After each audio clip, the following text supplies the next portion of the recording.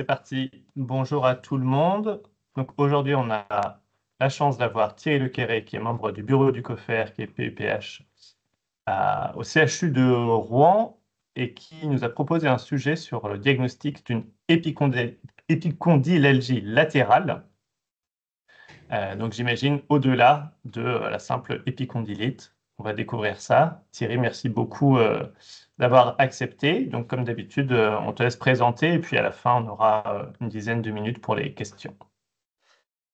Très bien, merci Guillermo. Bonjour à tous. Merci Guillermo, merci Emmanuel de vous impliquer pour nos internes. C'est super ce que vous faites.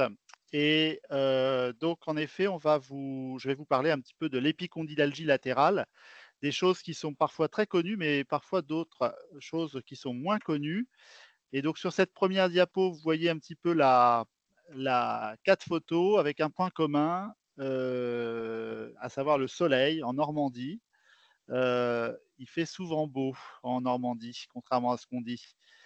Alors, quand on parle d'épicondylalgie ou d'épicondylite, il faut revenir vraiment à l'anatomie pour bien comprendre un petit peu les situations.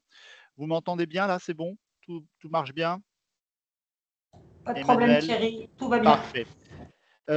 Donc en effet, il faut, se rappeler donc, l'anatomie. Donc là, vous avez un coude gauche, avec donc l'humérus, bien sûr, le radius, l'ulna. Vous avez donc le processus coronoïde, dont on ne va pas trop parler aujourd'hui. Par contre, on va parler de l'épicondyle latéral. Il y a bien sûr l'épicondyle médial que vous connaissez. Et puis donc la trochlée humérale.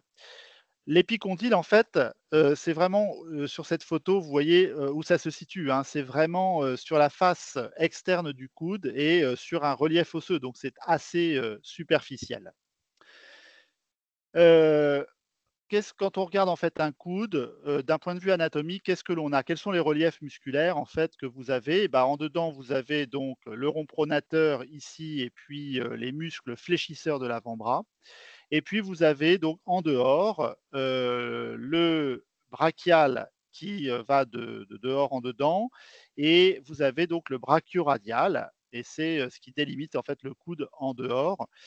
Heu et donc, vous avez sur la photo de droite les tendons du biceps brachial avec l'aponévrose bicipitale et donc l'artère radiale qui passe dans le creux du coude, en fait.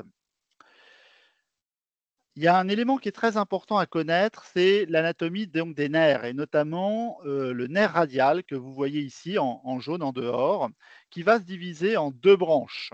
Une branche superficielle, qui est une branche, donc c'est le rameau superficiel du nerf radial, qui est un nerf, une branche sensitive. Et puis vous avez un rameau postérieur qui a la particularité de passer entre les deux chefs du supinateur, le chef superficiel et le chef profond. Et ce nerf-là, le rameau profond du nerf radial, peut être à l'origine donc d'une pathologie, le syndrome du tunnel radial, et on va y revenir. Vous avez ensuite un autre, bon, vous avez bien sûr le nerf ulnaire et le nerf médian, on ne va pas trop en parler aujourd'hui puisqu'on est sur la face externe du coude. Vous avez un autre nerf qui est important, qui est un nerf en fait, le nerf cutané latéral de l'avant-bras, qui lui est très superficiel et qui en fait émerge sur le bord externe du biceps brachial. Il y a parfois des pathologies, on en reparlera. Alors le nerf radial, donc il chemine sous le muscle brachioradial en dehors et il va se diviser, comme je vous ai dit, en deux branches. Le rameau superficiel qui va suivre l'artère radiale globalement et c'est un nerf sensitif. Et le rameau profond qui passe entre les deux chefs du supinateur et lui c'est un nerf moteur qui innerve les muscles de la loge postérieure de l'avant-bras. Vous voyez où je veux en venir. Alors les muscles épicondyliens, puisqu'on est sur la face externe donc du coude, il y a en fait 5 muscles qui s'insèrent sur l'épicondyle latéral, avec d'abord donc le long extenseur radial du carpe et le court extenseur radial du carpe. Alors il s'insère donc au niveau de l'épicondyle et en proximal et en distal, ils vont aller se fixer respectivement sur le deuxième et troisième MCP. Il y a le muscle extenseur commun des doigts, le muscle extenseur propre de l'auriculaire ou du cinquième et l'extenseur ulnaire du carpe. Et puis, vous avez dans la couche profonde le muscle supinateur, donc qui est un muscle supinateur. Vous voyez qu'en fait, finalement, les épicondyliens, ce sont surtout des extenseurs et des abducteurs du poignet ou des doigts. Alors voilà, donc si vous regardez sur la photo de droite, vous avez donc le brachio radial et en dessous, hein, donc sur le versant externe, eh bien, on va retrouver le long extenseur radial du carpe qui va aller se fixer, vous voyez, sur la 2e MCP, le court extenseur radial du carpe sur la 3e MCP, l'extenseur commun des doigts, l'extenseur propre du 5e et puis donc l'extenseur ulnaire du carpe. Un autre élément anatomique qu'il faut que vous connaissiez, c'est l'arcade de Froseux. Alors cette arcade de Froseux, en fait, elle est composée de 2 couches. Une couche superficielle qui est très aponévrotique que vous pouvez voir sur la photo de droite, c'est la couche AOF. Et en fait, cette arcade fibreuse, hein, aponévrotique, elle est dans le prolongement de la partie de la couche superficielle, du chef superficiel, donc du supinateur. Et puis vous avez la couche profonde, donc c'est les lettres DLSM. Et entre ces 2 couches chemine donc la fameuse branche postérieure du nerf radial qui va plonger ensuite dans la loge postérieure et qui va devenir à un moment donné le nerf interosseux. D'où le syndrome du nerf interosseux postérieur. On en reparlera un petit peu plus tard. Donc vous voyez cette image aponévrotique, vous imaginez que quand vous avez un nerf qui est dessous, si l'aponévrose est un petit peu hyper développée, vous imaginez bien que ça peut entraîner un conflit. Alors le coude, c'est vraiment une pathologie, enfin c'est une articulation locorégionale, enfin c'est une région qui peut induire de très nombreuses pathologies. Et là, je me suis juste focalisé sur la région, la face externe, donc du coude au niveau grosso modo de l'épicondyle. Et vous voyez qu'il y a différentes pathologies que l'on peut rencontrer donc en fonction du site douloureux. Et donc le premier message que je voudrais vous faire délivrer, quand un patient présente une douleur de la face externe du coude, ce n'est pas forcément qu'une épicondylite, mais il va falloir l'interroger sur le siège exact de la douleur spontanée. J'insiste là-dessus, le siège exact de la douleur spontanée. Alors, en fonction des différents cercles ou des différents territoires douloureux, si vous prenez par exemple l'IEC, l'IEC c'est l'épicondyle au sens large. Donc, on retrouvera bien sûr l'épicondylite, mais aussi le syndrome du tunnel radial, on va en reparler. Si vous prenez LCL, la région LCL, c'est le ligament collatéral latéral et vous pouvez avoir une insuffisance rotatoire postérolatérale ou une lésion du ligament collatéral latéral.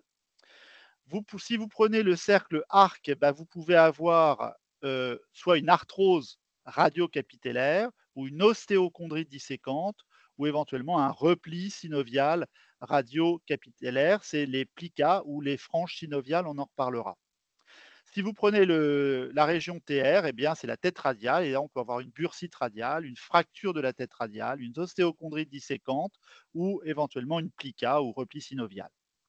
Donc vous voyez que cette zone, cette soft spot, c'est vraiment une zone, il va falloir essayer de préciser, quand vous avez une douleur de la face externe du coude, essayer de préciser la topographie de la douleur spontanée. Quand on a une épicondylalgie latérale, il y a 4 grands diagnostics qu'il faut d'emblée évoquer pour un rhumatologue. C'est d'une part la névralgie cervico-brachiale C6, C7, mais bien évidemment, vous allez faire le diagnostic très vite avec éventuellement une cervicalgie, on va en reparler, mais parfois on peut avoir des douleurs un peu suspendues et qui soient en rapport avec une névralgie cervico-brachiale C6, C7. L'épicondylite ou la tendinopathie des épicondyliens que vous connaissez. Ça peut être également un autre diagnostic, la compression de la branche postérieure motrice du nerf radial au niveau de l'arcade de Froseux. Donc c'est pour ça que je vous en ai parlé dans l'anatomie. Donc la branche postérieure motrice du nerf radial. Ça peut être également une arthrose du compartiment latéral du coude. Voilà, c'est les 4 grands diagnostics. Néanmoins, si vous reprenez après l'ensemble du coude avec les structures anatomiques, vous allez pouvoir trouver beaucoup plus d'étiologies d'épicondylalgie que cela. Si vous prenez donc la pathologie articulaire, on peut retrouver l'arthrose, la fracture occulte, l'arthrite, une polyarthrite éventuellement, mais vous allez avoir d'autres éléments qui vont vous aider dans le contexte. La pathologie synoviale, il y en a finalement 2. Il y a l'ostéochondromatose synoviale et puis il y a le plica ou les replis synoviaux ou franges synoviales qu'on va aborder un petit peu. Il y a la pathologie ligamentaire avec l'instabilité rotatoire, le syndrome de l'instabilité rotatoire postérolatérale. La pathologie tendineuse avec les épicondylites. La pathologie neurologique, et là, il y a 4 diagnostics qu'on peut évoquer. Donc le syndrome du tunnel radial, hein, cette compression du nerf, de la branche postérieure en fait du nerf radial. Il y a la compression de la branche superficielle qui est exceptionnelle. Le syndrome du nerf interosseux postérieur, on en reparlera un petit peu plus tard. Et puis le syndrome de Basset de Nunley, qui est en fait une compression du nerf cutané latéral antérobrachial. Et c'est pour ça que je vous en ai parlé au début. Donc c'est vraiment une pathologie très sensitive et on en reparlera tout à l'heure. Et puis vous avez le syndrome de la loge postérieure des extenseurs et on en reparlera. Alors bien sûr, il faut pas, dans les épicondylalgies latérales, pour être complet, il ne faut pas oublier les anthésies des spondylarthropathies, des rhumatismes pso ou éventuellement les anthèses douloureuses dans la fibromyalgie. Alors donc la première cause et le premier diagnostic différentiel devant une épicondylalgie latérale, c'est vraiment la névralgie cervico-brachiale C6, C7. Vous allez retrouver un syndrome rachidien cervical, mais ce n'est pas toujours le cas. Vous allez avoir quand même un trajet qui est quand même plus systématisé. Vous avez un syndrome radiculaire, vous avez des manœuvres tendineuses négatives. C'est ça qui va vous permettre de faire la part des choses entre une pathologie, une épicondylite et puis une NCB. Et puis vous aurez également, parfois, ça c'est l'école de Meng, les myocellulалgies dans la région épicondylienne qui peuvent éventuellement vous faire évoquer une NCB. Mais ça, je dirais que c'est assez facile pour un rhumato. On arrive quand même à s'en sortir assez facilement. La pathologie la plus fréquente, ça reste quand même l'épicondylite. Donc, c'est le fameux tennis elbow. C'est une tendinopathie dégénérative. L'épicondylite, en fait, des épicondyliens, ça touche surtout en fait l'extenseur commun des doigts et le court extenseur radial du carpe. Un peu moins les autres muscles de la loge des épicondyliens. Alors, c'est une douleur de la face externe du coude. Elle s'installe assez rapidement après des efforts vulnérants. C'est une douleur mécanique qui irradie vers le bas de l'avant-bras ou vers éventuellement le haut. C'est souvent déclenché par des mouvements intempestifs, verser de l'eau, serrer une main, l'ouverture d'une porte, et puis donc on reproduit la douleur avec le geste délétère. Il y a une triade dans l'épicondylite, comme beaucoup de tendinopathies. Vous avez une douleur au point d'insertion de l'épicondyle, donc on peut parfois percuter avec l'index l'épicondylite qui va déclencher la douleur. Il y a la douleur à l'étirement des épicondyliens, donc en fait il faut étirer les muscles des épicondyliens. Et puis vous avez les douleurs au mouvement contrarié. Et là, vous avez 2 manœuvres. Donc c'est l'extension contrariée du poignet et du coude. Moi, j'utilise aussi je contrarie donc souvent la pronosupination. Donc cette triade va vous permettre de faire le diagnostic clinique d'une épicondylite. Les causes des épicondylites, il y a les traumatismes directs, il y a des traumatismes répétés. Alors, il y a toute la pathologie professionnelle et je vous rappelle qu'il y a un tableau de maladies professionnelles.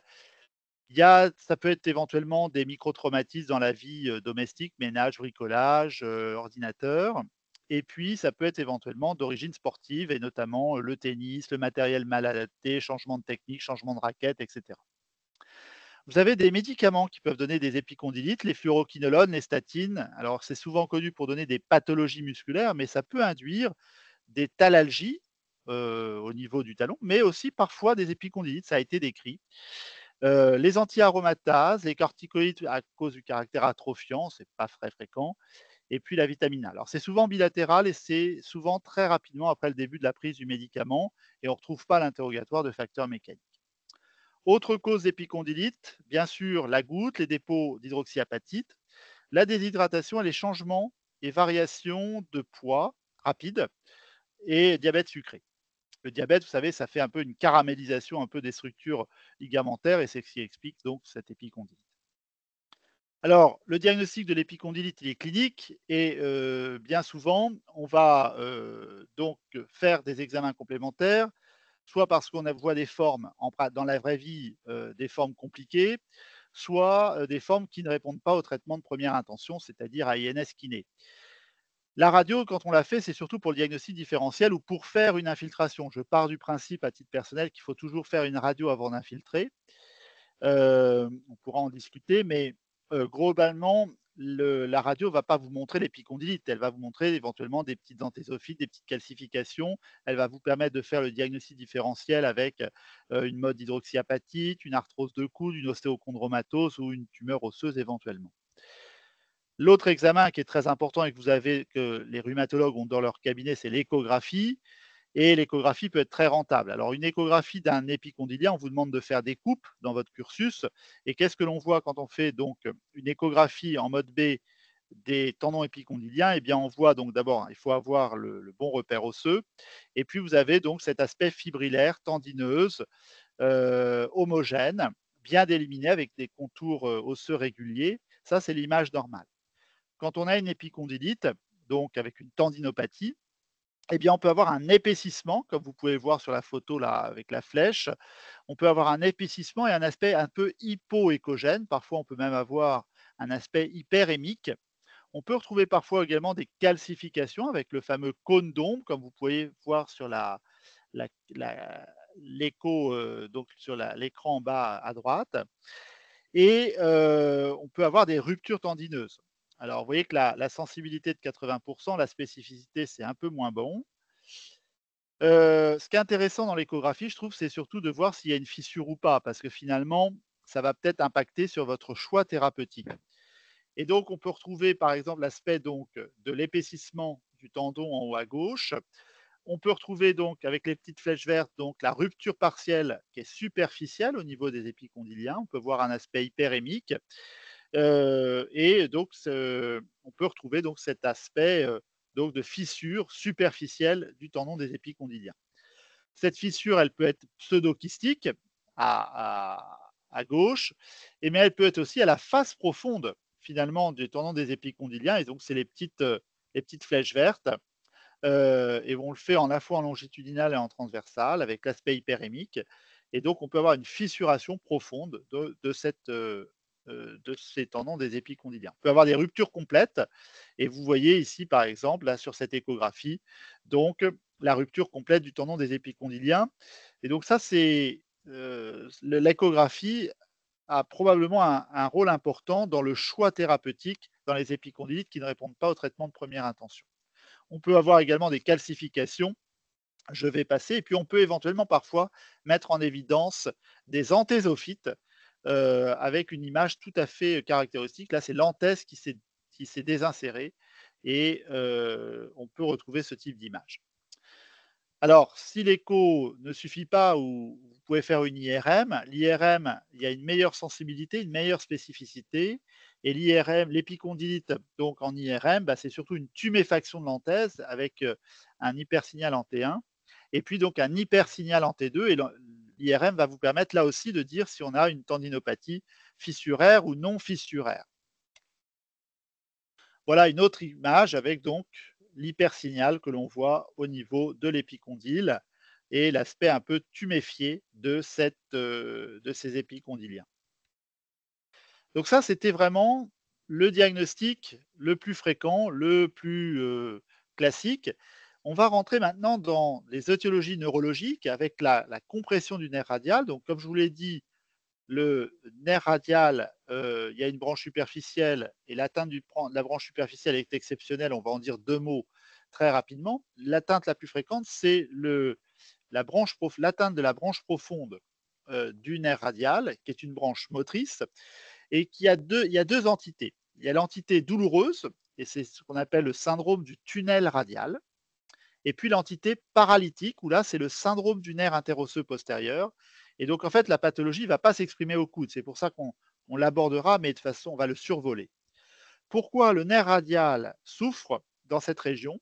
Eh bien, parce que vous l'avez vu, il y a l'arcade de Froseux, il y a le nerf passe entre les deux chefs du supinateur, parce que vous avez dans cette région la pronosupination qui va apporter des contraintes, et il y a également un autre élément qu'il faut prendre en considération, c'est l'environnement périneural avec les plexus veineux et la pression musculaire. Alors, rien à voir, on est bien d'accord, quand on parle de la pathologie de la branche motrice ou de la branche superficielle, on ne parle pas de la paralysie du nerf radial, qui est une pathologie tronculaire. Et là, je vous renvoie, on est dans autre chose là. On est La pathologie tronculaire, c'est le syndrome du samedi soir, la paralysie des amoureux, avec, vous savez, des patients qui viennent aux urgences avec une impossibilité de faire une extension de la main sur l'avant-bras, avec une hypoesthésie de la tabatière anatomique. Ça, c'est la pathologie tronculaire, donc qui se trouve bien au-dessus. Là, on parle vraiment donc de la branche superficielle du nerf radial ou de la branche motrice. La branche superficielle, quand elle est comprimée, ça va vous donner des douleurs au niveau de la première commissure entre le pouce et l'index. Voilà, c'est ça, il faut l'évoquer, mais c'est exceptionnel. Quand vous avez des douleurs dans la commissure, donc entre le pouce et l'index, posez-vous la question de l'atteinte de la branche superficielle du nerf radial. Là où je voulais en venir, c'était surtout le syndrome du tunnel radial, donc c'est l'atteinte de la branche motrice qui plonge entre les deux chefs du supinateur et qui peut être bloquée par l'arcade de Froseux. Il peut y avoir des vaisseaux anormaux, il peut y avoir un tendon qui pourrait un peu rigide et qui va donc léser lors des mouvements de pronosupination la branche motrice du nerf radial. Alors là, ça c'est très important. Il y a dans le syndrome du tunnel radial une douleur qui est spontanée et il y a une douleur provoquée. Il va falloir rechercher cette douleur spontanée qui est, vous voyez, en dessous de l'épicondyle et donc là où il y a la petite croix. Et cette douleur, donc c'est à la face latérale de l'avant-bras et ça peut céder éventuellement lors de la mobilisation de la main, lors de la mobilisation de l'agitation de la main, un peu comme un canal carpien la nuit. Et puis vous allez provoquer une douleur en palpant bien sûr le nerf ou en mettant en tension donc le supinateur. Et vous allez donc avoir une douleur qui est plutôt, vous allez déclencher la douleur 3 à 5 cm en dessous de l'épicondyle. Et cette douleur, elle va être caractérisée par une aggravation dans la supination contrariée. Donc ça, c'est important. Donc le malade va se plaindre d'une douleur épicondylienne et vous allez déclencher la douleur 4-5 cm en dessous du point de l'épicondyle et vous allez aggraver la douleur par la supination contrariée. Donc l'interrogatoire en rhumato, comme vous le savez, c'est fondamental. Demandez au malade où est-ce qu'il a mal spontanément. Et ensuite, vous allez voir quand vous faites des manœuvres, là, où est-ce que vous déclenchez, donc vous provoquez la douleur. Alors, c'est des malades qui ont du mal à utiliser un marteau, qui ont du mal à porter une tasse de café et qui ont parfois une force de préhension un peu diminuée. Alors, il y a 4 signes qui permettent de distinguer un tennis elbow d'une compression du nerf radial. La première chose, c'est donc la douleur est maximale, donc en dessous de la tête radiale, à 3-5 cm. On augmente la douleur lors d'une supination active contrariée. Alors, on peut le faire en 2 temps. Sur une table, vous avez un coude fléchi, la main en pronation et vous ordonnez au patient de faire un mouvement de supination. Et là, vous allez déclencher la douleur. Ou alors, le coude est en extension et vous allez mettre en tension donc le nerf radial. Vous avez aussi le test du majeur positif. Donc là, vous étendez le bras, l'avant-bras, le poignet et le majeur et vous demandez de tenir cette position contre une résistance. Et il faut en fait que le malade résiste. Et si au bout d'un certain temps, ça lui induit une douleur, eh bien, vous pourrez en tirer le diagnostic d'un syndrome du tunnel radial. Et puis après, vous avez les étirements du supinateur en extension complète du coude et en flexion-pronation maximale du poignet. Donc ces 4 éléments vont vous permettre de vous orienter plutôt vers un syndrome du tunnel radial. Il n'y a pas du tout de signe neurologique au sens de parésie dans les extenseurs des doigts. Ça, c'est un élément important. Alors, les examens complémentaires que l'on va pouvoir faire, c'est les radios de coude pour vraiment le diagnostic différentiel. L'EMG, il est très contesté parce qu'il est souvent normal, il est peu fiable. Parfois, il est normal au début, puis au bout de 6 mois, il faut savoir le refaire. Et surtout, en fait, il est très consommateur de temps et il faut être expérimenté pour rechercher une pathologie du tunnel radial. Donc, compliqué le MG. L'IRM, c'est surtout pour des diagnostics différentiels. Et puis après, le test ultime, et qui n'est pas souvent fait en France, c'est le test anesthésique du nerf radial qui doit normalement soulager instantanément le patient. Je vous ai mis, juste pour ceux qui s'intéressent à l'EMG, un protocole très particulier pour rechercher donc la pathologie de la branche motrice du nerf radial, mais parfois c'est très consommateur de temps. Alors, ça, c'était la pathologie, donc le tunnel radial. Il y a un autre syndrome qui est le syndrome du nerf interosseux postérieur. Donc, c'est dans le prolongement de cette branche motrice du nerf radial. Quand elle passe entre les deux chefs du supinateur et qu'elle plonge dans la loge postérieure de l'avant-bras, eh bien, elle peut souffrir, mais c'est en général des compressions extrinsèques ou intrinsèques par un lipome ou un schwannome. Et vous aurez en fait une paralysie de l'extension du poignet et une inclinaison radiale. Mais je ne vais pas trop en parler parce qu'on n'est pas dans la pathologie propre du coude. Autre diagnostic, c'est cette fois-ci la compression du nerf cutané antébrachial latéral, et c'est le syndrome de Bassey-Nunley. Donc là, cette fois-ci, c'est une souffrance d'un nerf sensitif qui est sous la peau. Et en fait, quand il émerge au niveau du bord externe du biceps brachial, il va pouvoir parfois souffrir. Et donc, ça donne deux choses, une douleur, des dysesthésies en fait. Là, c'est vraiment une pathologie sensitive neurologique. Il y a des dysesthésies donc sur la face antéro-externe de l'avant-bras, avec une hyperesthésie donc au niveau de la gouttière bicipitale, à l'endroit de l'émergence du nerf. Donc, grosso modo, c'est 2 ou 4 centimètres au-dessous du pli de flexion et sur le bord externe du biceps. Et vous aurez une hypoesthésie sous-jacente. Donc, en fait, c'est un endroit très douloureux, 4-5 centimètres au-dessus du pli du coude, au niveau du bord externe du biceps brachial. Et puis en dessous, vous aurez une hypoesthésie. Et donc, ces dysesthésies, elles sont aggravées lors de la pronation de l'avant-bras, parce que là, le nerf va se trouver complètement comprimé. Parfois, on peut avoir des extensions du coude douloureuses et le bon moyen pour affirmer le diagnostic, c'est un test anesthésique. Donc, le syndrome de Bassey et de Nunley. Autre étiologie concernant les épicondylalgies, donc on a vu bien sûr les épicondylites, on a vu la branche motrice du nerf radial avec arcade de Froseux. Troisième diagnostic important, la frange synoviale. Alors, la frange synoviale, vous avez bien sûr, on a tous un peu de tissu synovial dans nos articulations. Et en fait, il y a parfois un vestige embryonnaire qui est présent chez 86% des adultes. Et pour des raisons X ou Y, eh bien, ce vestige embryonnaire peut devenir hypertrophique. Et ça survient vers 35-40 ans. Et en fait, c'est surtout chez des lanceurs, chez des patients qui ont des microtraumatismes répétés. Et donc, on va avoir des craquements, des ressauts aux alentours de 90 degrés, 110 degrés de flexion. Donc là, vous allez avoir une douleur qui est vraiment à l'articulation huméro-radiale et vous aurez en plus des craquements, des ressauts et notamment quand vous faites des mouvements de pronosupination, vous allez avoir un accrochage. Et en général, la douleur, elle disparaît au-delà de 110 degrés de flexion et donc c'est l'IRM qui va vous permettre de mettre en évidence donc cette frange synoviale.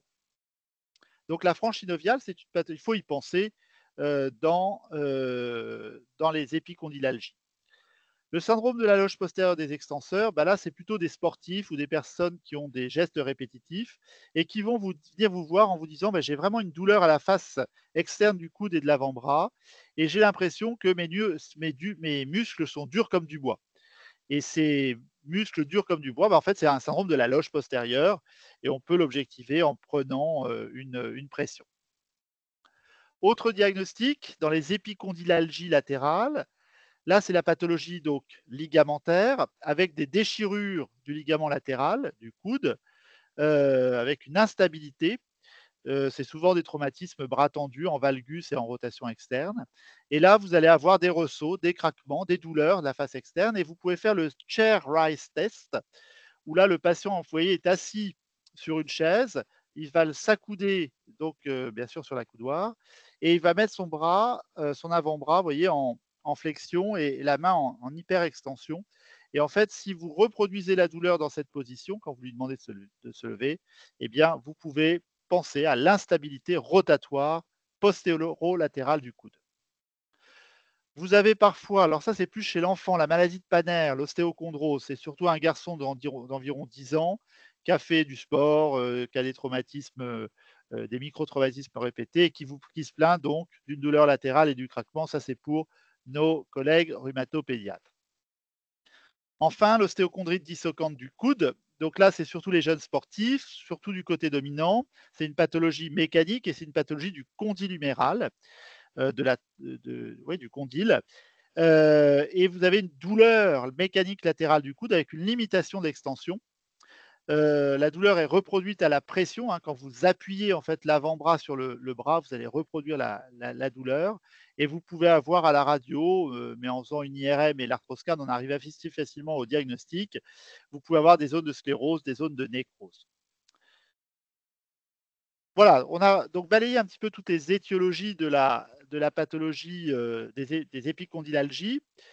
Il faut savoir en fait que bien souvent, vous allez avoir une épicondylite, une franchise synoviale associée, un syndrome du tunnel radial ou un syndrome de la loge postérieure et tous ces éléments vont s'associer et il y en aura plusieurs. Alors là, j'ai une série d'un collègue rouennais sur 37 patients, 20 femmes, 17 hommes, 44 coudes. Là, vous voyez, dans 84 il y avait une épicondylite, dans 95 il y avait un syndrome du tunnel radial et il y avait souvent des signes articulaires. Donc en fait, ces lésions vont s'associer les unes les autres, ce qui rend un coude complexe. Et donc, vous aurez la mission, en tant que rhumatologue, d'essayer de comprendre la pathologie et les causes de l'épicondylalgie latérale. Je vais terminer en vous disant, donc, ce qui est très important, c'est l'interrogatoire, l'examen physique en étant très vigilant sur les douleurs spontanées et les douleurs provoquées avec les manœuvres. Souvent, donc, on fait radio-écho. L'écho a un rôle très important. L'IRM, parfois le MG. Et surtout, retenir que les étiologies principales des épicondylites, bien sûr, il y a l'épicondylite, le syndrome du tunnel radial, la franchise synoviale, syndrome de la loge postérieure des extenseurs. C'est vraiment les diagnostics les plus fréquents.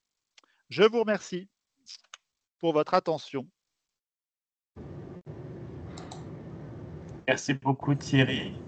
Je pense que tout le monde a dû apprendre beaucoup de choses, même probablement sur l'épicondylite. Donc, si vous avez des questions, n'hésitez pas à les poser dans le question-réponse ou dans la conversation. Pour l'instant, il n'y en a pas. Alors, moi, sur la série que tu présentais de ton collègue, Oui.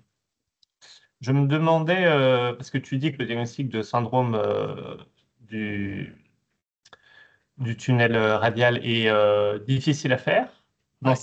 Là, c'était parce que au cours de la chirurgie, il observait quelque chose qui était compatible avec, ou alors il y avait d'autres éléments parce que c'était très fréquent là dans ce. Oui, alors en fait, lui, donc c'est un chirurgien du membre supérieur, et donc il a pris une série, donc il y a un biais, hein, dans il a repris sa série de coudes, enfin d'épicondylalgie compliquées, complexes.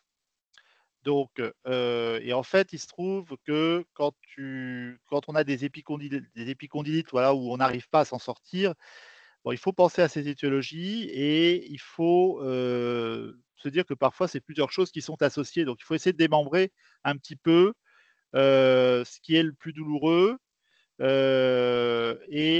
avant d'aller proposer la chirurgie. Donc, en fait, sa série, c'est probablement que quand on a une épicondylite qui ne se résout pas facilement et quand on a des épicondylites qui traînent, qui nous sont adressées après 1 an ou 2 ans d'évolution, bah, bien souvent, c'est des épicondylalgies complexes où il y a plusieurs éléments qui sont intriqués. Ça a commencé par l'un et ça s'est étendu un peu à l'autre voilà, au fil du temps.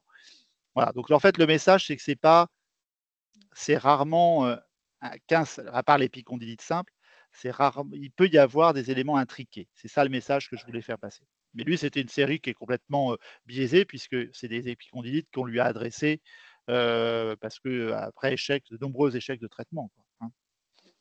Mais c'est vrai qu'on voit régulièrement, je pense à l'hôpital Commandeville, des patients qui ont été traités pour une épicondylite avec plusieurs infiltrations, avec une orthèse, avec plein de. Ouais, maintenant, avec du PRP, du needling, tout ce qu'on veut, et puis c'est toujours réfractaire. Et donc, Ouais, ça nous donne un panorama d'autres diagnostics auxquels c'est ça. c'est en plus. Emmanuel, je ne sais pas si tu avais, toi, de ton côté aussi d'autres questions. Là, j'en vois pas pour l'instant dans le chat. Je regarde dans la conversation. J'ai pas volontairement abordé les traitements parce que ça nous aurait emmené trop loin dans le timing. Ouais. Mais je pense que c'est important. Le rôle du rhumatologue, il est important de revenir à la base et de faire l'écho, bien sûr, tout le monde en fait. Mais voilà, De l'écho faire la a un rôle radio. important pour faire la part des choses entre ce qui est fissuraire, pas fissuraire, parce que ça peut avoir un impact sur le traitement. Savoir ne pas faire d'infiltration, rester peut-être au dry needling, les ondes de choc aussi, méfiance. Le rhumato a un rôle majeur, je pense. Et je te rejoins tout à fait sur les radiographies avant d'infiltrer, parce que bon, pour les diagnostics différentiels, c'est rare, mais ça arrive quand même de temps en temps qu'on trouve une lésion osseuse, quelque chose effectivement qui explique la douleur et qui n'a rien à voir avec un tableau tendineux ou neurologique et qu'il ne faut pas retarder la prise en charge en faisant des infiltrations et en revoyant le patient plus tard. Emmanuel? Oui, oui. Bah, j'ai appris plein de choses, comme d'habitude, lorsque j'écoute mon ami Thierry. Merci Emmanuel. Non, mais je crois qu'il y a un élément que tu as souligné à la fin de l'exposé, qui est l'intrication de tous ces petits symptômes, surtout sur ceux qu'on voit nous, parce que souvent nos collègues généralistes ont quand même fait des premières choses, et ceux qu'on voit en consultation, que ce soit à l'hôpital ou en échographie ou en libéral, c'est souvent des intrications de symptômes. Donc merci d'avoir refait l'anatomie, refait les points de localisation. Je pense que c'était vraiment assez pertinent pour les plus jeunes d'entre nous, ceux qui nous écoutent en effet. Non, j'ai pas de questions, c'était en tout cas pour ma part très clair. Donc il est Merci clair beaucoup. que dans votre pratique, vous verrez dans 90% des cas des épicondylites simples. Enfin, voilà.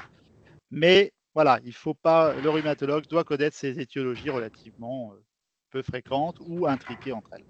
Je crois que ça, c'est le message important. Oui, c'était très clair, je pense, les différentes. Et puis l'examen clinique reste au centre Tout à fait. pour faire ces différents diagnostics. Bon, on va reprendre une vie normale alors. Voilà, on vous donne rendez-vous dans 2 semaines, le 19 février. Et c'est François Robin qui parlera des traitements médicamenteux des tumeurs osseuses. Voilà.